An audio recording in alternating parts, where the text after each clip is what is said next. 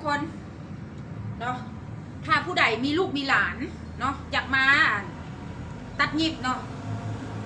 อย่าลืมเด้อแม่ยายสีต้องการอีหลีตอนนี้เนาะอยากมาประกอบเครื่องเนาะอยากมาประกอบสุดแวดเนาะเสื้อฟาร์มารีเนาะจะมีตัดสิ้นตัดเสื้ออีกอย่างต่างๆอะไรทุกคนถ้าผู้ใดอยากมานะทักเข้ามาแม่ยายสีเด้อทุกคนเด้อตอนนี้เวียกล้นมือแล้วพี่น้องเนาะเวียกล้นมือเนาะถ้าผู้ใดอยากมาได้เด้อพี่น้องเด้อทักเข้ามาหาเบอร์WhatsAppเด้อ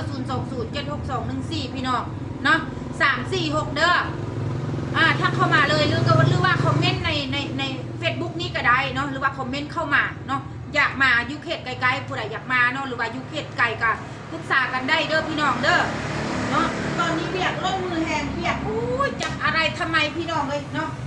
มันก็บ่ออกเลยนะเนาะอันนี้ก็จะเป็นแพรสิ้นแพรของลูกค้านะกล่องเจ๊งแพรพี่น้องอันนี้ก็แม่นเนาะมันหลายแห้งพี่น้องเนาะลูกค้ามาตัดหลายแห้งพี่น้องเนาะถ้าท่านไหนมีลูกมีหลานว่างอยากมาเนาะตามมาเฮียนเอาความรู้ตัวเองเนาะได้ความรู้แล้วกลับไปพัฒนาตัวเองถ้าผู้ใด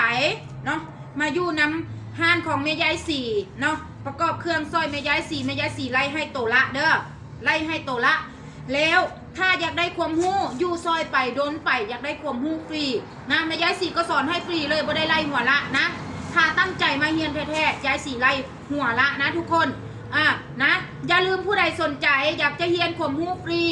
นะในด้านตัดหยิบอย่าลืมกดติดตามเพจห้านแม่ป่ายงคุณทองไว้เด้อทุกคนเด้อแม่ยายสีออกมาสอนทุกคนอยู่ในนั้นทุกคน